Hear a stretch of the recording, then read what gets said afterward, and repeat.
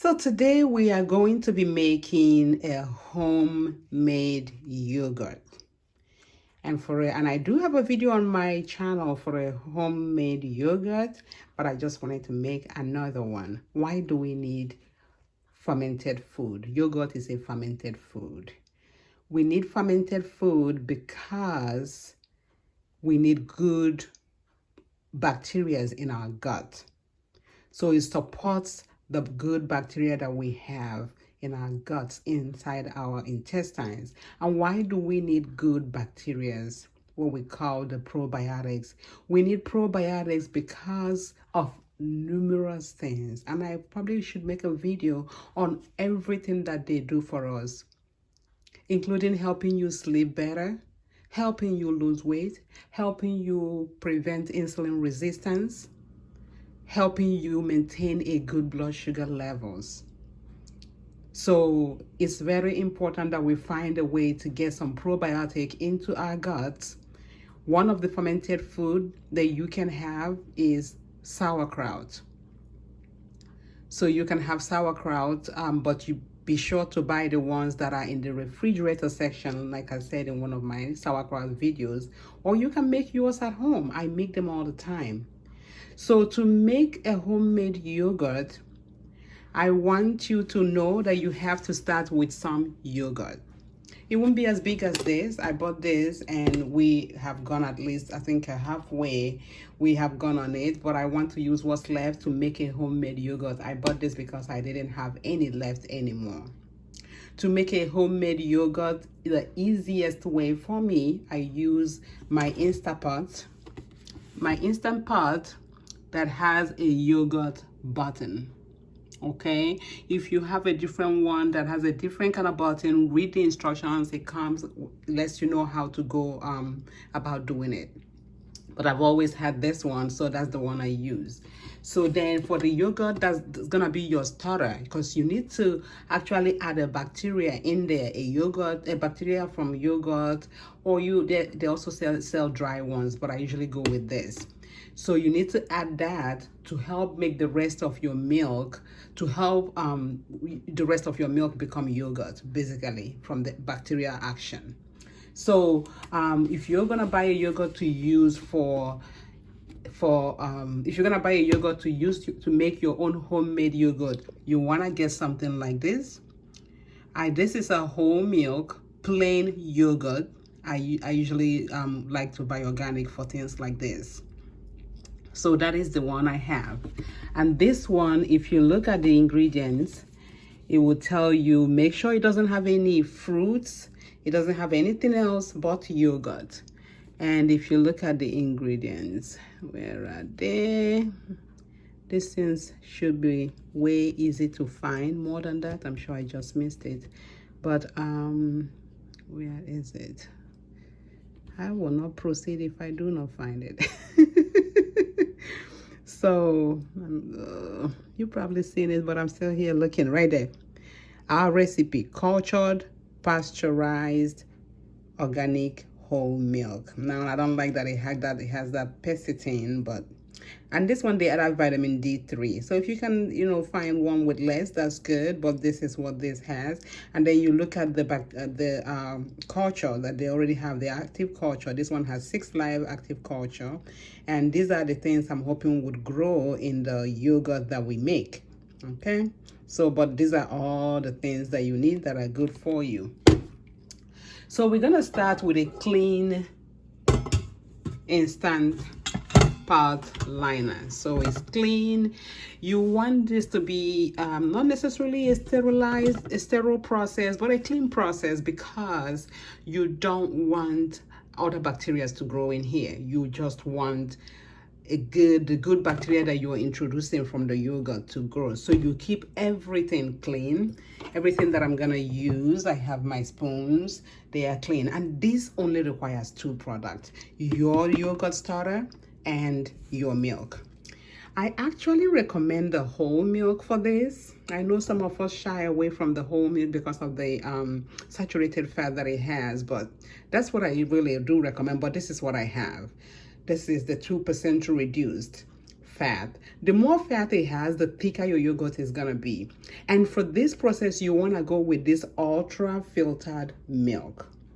Okay, for this particular process, it has to be the ultra filtered milk. I am lactose intolerant, so this is what I'm using. This is what I've always used, the Fair Life. But if you look on YouTube, you'll find so much more of other videos that use other milk. But this is what I use for this process, and I haven't really had a fail one. So the first process is, the yogurt. Let me see. Hopefully, I'll be using what's left of this yogurt. So usually it will be 2 tablespoons that I use as the starter. 2 tablespoons is really fine, depending on the amount of milk you're making. Let's say you're making double of this, then I would say, and this is 52 fluid ounces, 1.5 liter. If you're making 2 of those, I would recommend you do a whole cup of yogurt, or 4 tablespoons. Because I have extra, I think I want a little more, just to give it more, make sure it has the more culture in it. So I added 3, but usually in the past I'll make it with 2. Okay, so I added that. That's it. That's all I needed from that big can of yogurt. Again, I have this big can because I really couldn't find a small one. I don't know what's going on in the store. All the yogurts now have stuff in it, and if you need a clean plain yogurt, then you've got to buy a big one. So that's how I ended up with that. But we ended up using some of it anyway. So that is added. The next thing that goes in would be my 1.5 liter of 2% reduced fat ultra filtered milk. I really do not recommend the fat-free version. There is a 1% free version of the Fair Life, but this is the one I would use if you don't want to use the full fat one. And so here goes some of that milk. What I'm gonna do now is use this cup to mix the yogurt with the milk thoroughly, so that I have the bacteria all over, so that they can start doing their stuff. Okay, if you don't use dairy, there are other yogurt recipes that use coconut milk, coconut cream, almond milk, and all that stuff, but this is the one I use. So all of it I poured in there, so in there, and I want to make sure it's thoroughly mixed, and then I will cover this and set the temperature. It's not gonna be cooking, it really just keeps it warm. That's all it does.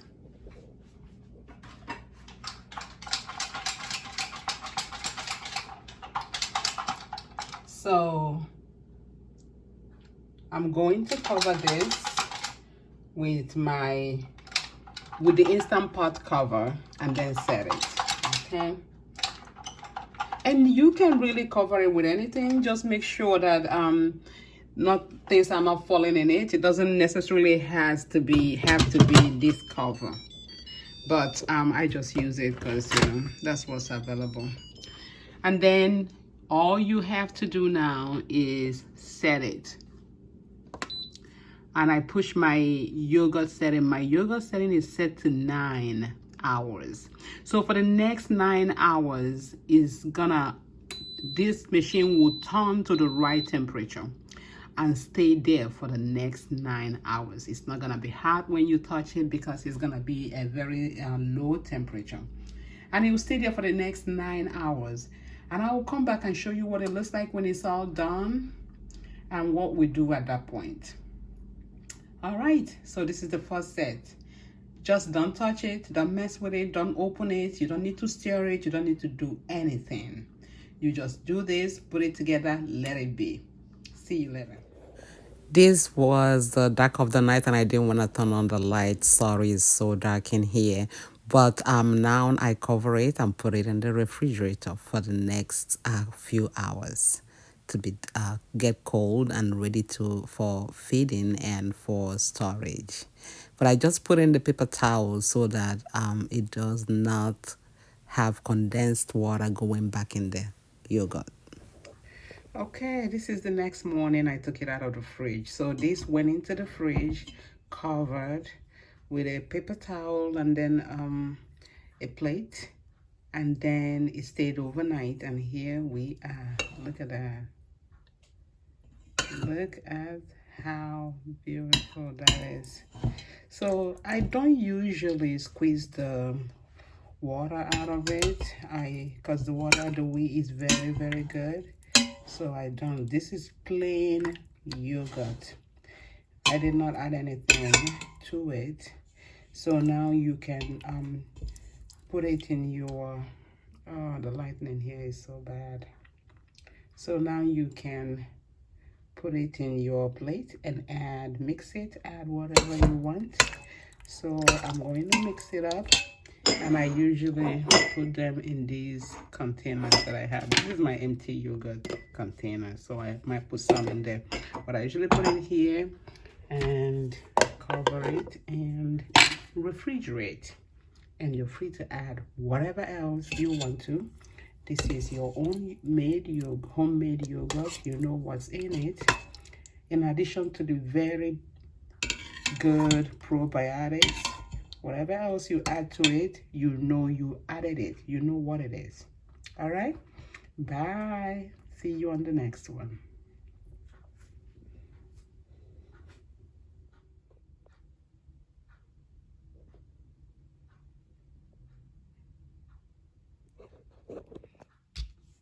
So this is a full jar when we transfer it to the same container, and then we still have the extra 2, and this is from my 1 bottle of milk. So imagine if you did 2, it will be double this amount, and it tastes very good, very good. If you want it to taste a little more tangier, you leave it for more than 9 hours. The longer it stays, the more sour it's gonna taste, but do not leave it more than 24 hours.